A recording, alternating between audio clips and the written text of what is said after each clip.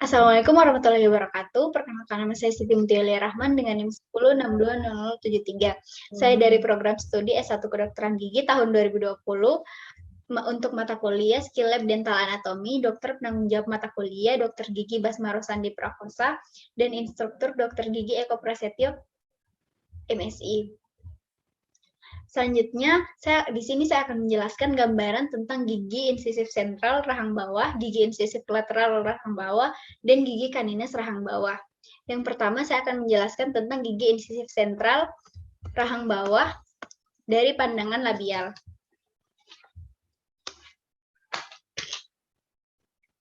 Yang pertama, pandangan labial seperti pada gambar ini, seperti kapak, sudut mesio insisalnya hampir 90 derajat, sedangkan untuk sudut disto insisalnya hampir membentuk 90 derajat. Titik kontak dekat dengan insisal, akar kadang-kadang membelok ke arah distal. Sisi mesialnya lurus, hampir sejajar, kemudian mengecil membentuk cervical line yang melengkung ke arah apex. Selanjutnya untuk pandangan lingual itu sendiri, seperti pandangan labial tadi, tetapi cervical lainnya lebih melengkung ke arah apex dan sedikit lebih dalam. Di sini untuk penjelasan labial dan lingual, sebelumnya untuk labial ini merupakan pandangan yang mengarah ke arah permukaan wajah, sedangkan untuk lingual itu sendiri mengarah ke arah lidah. Selanjutnya untuk pandangan mesial, permukaan labial cembung, cervical lainnya untuk cervical lainnya sepertiga ke cervix, kemudian lurus ke arah insisal. Permukaan lingual cembung pada cingulum, kemudian cekung menuju insisal. Insisal H-nya agak ke arah lingual, dan garis luar akar sebelah labial dan lingual lurus dan sepertiga apex mengecil ke arah apex. Selanjutnya untuk pandangan distal, seperti pandangan mesial, cervical lainnya melengkung ke arah insisal, tetapi kurang dari sepertiga cervical.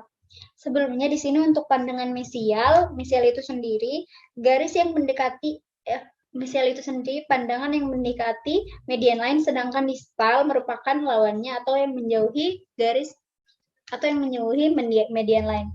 Yang terakhir insisal. Pandangan insisal di sini terlihat permukaan labial lebih besar daripada permukaan lingual. Sisi simetris dan sisi mesial dan sisi distal simetris. Mesial dan sisi distal simetris.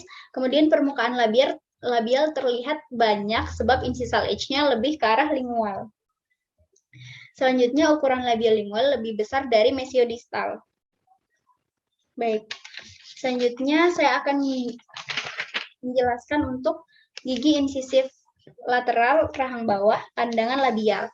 Di sini untuk pandangan labialnya berbentuk seperti kapak, sudut mesio insisalnya 90 derajat, sedangkan sudut disto insisalnya agak bulat. Di sini garis insisal turun dari mesial ke arah distal. Garis insisalnya turun dari arah mesial ke arah distal. Kemudian terlihat seperti U, kalau insisif 1, bawah seperti, kalau ini perbedaan gigi insisif sentral dan insisif lateral untuk cervical lainnya, insisif sentral rahang bawah lebih berbentuk ke U. Cervical lainnya melengkung ke arah apex. Selanjutnya untuk pandangan lingualnya, di sini seperti pandangan labial, tetapi terdapat fossa dan cingulum. Cervical lainnya melengkung ke arah apex. Selanjutnya untuk pandangan mesial, di sini permukaan labial cembung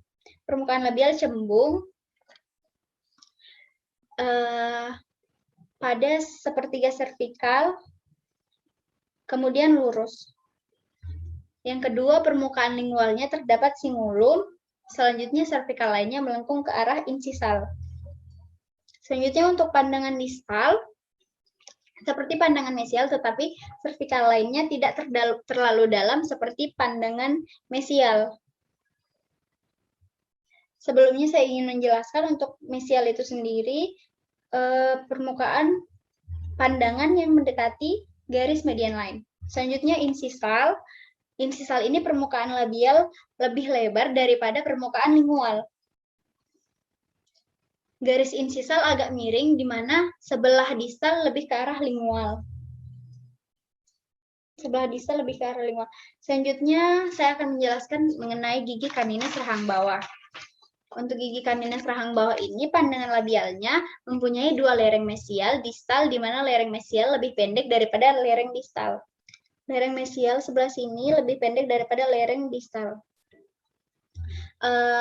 Jarak mesiodistal lebih kecil daripada mesiodistal canines atas. Sedangkan untuk titik kontak mesial kurang lebih 1/4 insisal, sedang titik kontak distal kurang lebih 1/3 insisal.